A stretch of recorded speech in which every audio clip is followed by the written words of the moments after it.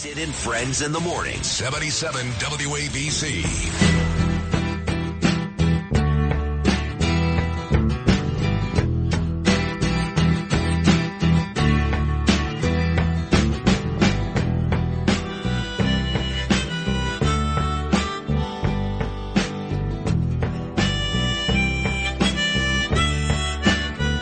Great Neil Young here, Heart of Gold. Did Kilmeade say that RFK, he's not going to be at the debate, right? I don't want to see that jerk off. I don't think so. I really think RFK Jr. is a complete jerk off. I mean, we definitely hear about it. I don't understand. It's like people like Frank Morano at this station and others are like obsessed with this guy. He's a dickhead. All right, let me get to my friend Caitlin, who has been expelled, if you will, from a very popular nightclub in New York, one that I have no desire to go to, never been, but especially now I don't. Caitlin, good morning. How are you? Good morning, Sid. I'm alive. You know, I'm in this fight, and we're going to stay in this fight.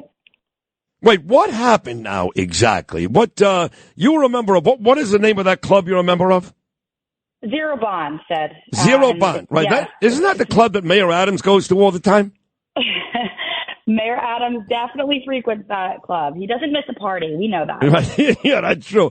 All right, I've got other friends who go there, too. I think I go for a men's dinner like once a month, and it's me, Keith Kantrowitz, Anthony Carone, Mark Oranger, Mike Kemper, Governor David Patterson, and we go to Casa Cipriani or Zizi, but I think they go there also, that place. So how long have you been going? I'm going to need a new home after this. All right, well, I got the place for you to go now. Don't worry, Caitlin, but how long have you been a member of Zero Bond? So I pretty much started going to Zero Bond the day the doors opened, and because I made friends with everyone that works there, Sid, because of the way I go out of my way to bond with people and make friends with the staff and the managers, I did become a member last year. It's a pretty high fee of $4,000, and I did that because of the nature of my work. So here's the deal. I'm a young, single, female reporter. I've been a reporter for a conservative network for the past 5 years here in New York. It's a high visibility job, and it demands me being on the streets of Manhattan, and it demands me putting my politics out there. And because of that, Sid, I have dealt with stalkers. I've had death threats. I've had things thrown at me. And so this membership to me was kind of my safe space to just go and unwind and socialize. And I never once took my politics. All right, so good. So let me just build on what you just talked about. That was your safe place. You never talked about politics there. But for folks that don't know, for example, Caitlin is at Mar-a-Lago a lot. Trump knows who she is. He's friends with her. That's a good thing. And she was on, I believe, OAN. She's done some conservative stuff. I think she works now with my buddy Steve Bannon, who's about to go to prison. But she is well-known. She's very, very pretty, beautiful. And she's on the streets, and we all know who she is. And our team loves Caitlin. Our team loves her. But, of course, the other team, not very tolerant. Like she said, they've sent her death threats. They want to kill her. But she felt safe at Club Zero Bond until what happened? Until, Sid, on a random Wednesday afternoon, in the middle of my workday, I received a call from one of the managers who I'm very close with. And he started the call off expressing how uncomfortable and painful this conversation was for him, as this was not his doing. And what happened, Sid, was they told me I am no longer able to be a member there. My membership is now terminated because my politics do not align with Zero Bond policies, especially their LGBTQ policies. As we know, during Pride Month, Zero Bond set to host a drag queen brunch this weekend. So you know how far left they lean, and that's been well aware to everyone if you look up the owner of the club, where he leans on politics. But it shouldn't matter, right? So if you saw my post over the weekend, said I posted something that was rooted in a scientific fact, and this was on my personal social media account.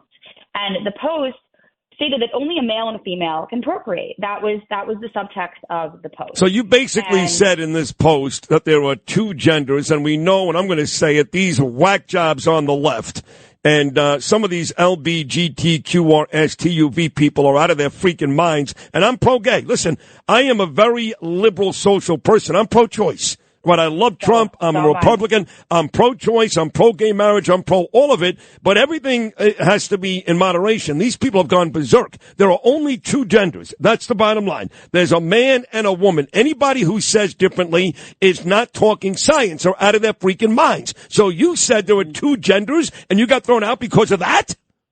I said that on air on Sunday. I was at a Turning Point Action event. I am the new spokeswoman for Turning Point Action, which I'm so excited about, Sid. And there was 10,000 young conservatives in that room. We were in Detroit, Michigan.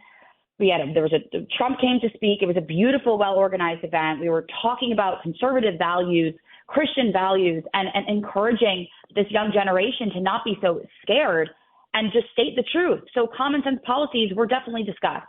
And I went on air with my colleague Ben Burgum, and he was, talking about Father's Day as he has 3 kids of his own, beautiful kids. And he was making a joke to all the fathers out there, like, you need testicles to celebrate Father's Day today. Yeah. And I followed up to that, saying that, yes, there's only 2 genders. Right. Men can't be women. And my post on social media, the context of the post was rooted in the scientific fact that only a male and female can procreate. That's it. And these are, yes, Sid, and these are scientific facts. I never once insulted the community, for which, as you just mentioned, you're pro-gay. I have so many gay friends, Sid. I have so many gay friends. I have trans friends, and I respect them tremendously. My statements and my posts were rooted in scientific fact, and that offended some of the higher. Well, hold on a second. So why didn't you do this, which is what I would have done? After they threw me out, I would have left because it's so ridiculous. I wouldn't even want to stay at this point. An apology of pre-membership, I wouldn't want to stay. But why didn't you ask? Then you tell me, what is the third gender? What is it? So I don't intend to go to bat with Zirabon and get into a fisticuffs with Zirabon, because I actually do respect a lot of the people that work there. And like I said, this has really been a safe space for me, and I've made it a community. My family's been in New York, Sid, for 4 generations. This is my city. I grew up here. These are my people. This is my community. And I intend to use my airtime to not make this about me. I want to use this as an example to offer strength and courage to other young conservatives who are so fearful to live their lives, to post their Christian and conservative values in a proud and public way in this city that is now so blue that apparently if you bleed red, they will try to push you out. If you speak common sense facts, they will try to ostracise you. And you're messing with the wrong girl. You're messing with the wrong girl. No, they are. There's no question. No, you are very tough. So Kate, you said it's 4 generations. And look, I left Boca Raton. I had a very nice life. I lived there for 15 years. I was number 1 down in Miami doing sports talk radio. Had a beautiful home, beautiful pool. Was a member of the Boca Resort, the whole thing, like Siggy Flicker, the whole thing. And I left because I missed New York. Now I've been back for 8 years, and this place has become a complete S-hole, like my friend Trump called Milwaukee. This is worse. And given the opportunity, I may not have done it again. I don't know. But 4 generations of your family in, are you ready to go? Or are you going to stick it out right here in New York? I'm not leaving. Like I said, this is my city. I've worked really hard in this city. I worked, city of dreams, and that's what it's been for me. I worked to make my dreams as a reporter come true, one of the youngest reporters on a national channel. And these are my people. This is my community. And I have never once disparaged anyone else's community. I don't want to be part of hate speech. Like you just said, pro-gay, pro-choice. That's how I am as a conservative, actually. Those are my beliefs.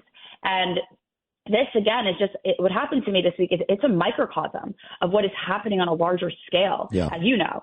And it's just another example of the 2-tiered system of inequality and justice that our former president, Donald Trump, is facing on such a large scale. So I'm not going anywhere. They can try to kick me out. They can try to to, break the faith of a young conservative girl. But do you know how many messages, and I'm sure it's the same for you, do you know how many messages I get in a week? Oh, yeah, of from course. young folks saying, thank you so much Absolutely. for posting what you're posting because I could never, because I could never do that. Do you know how many people I've interviewed in the past month on the streets of Manhattan that have whispered to me that they're Donald Trump supporters and they're huge conservatives, but they can't speak out?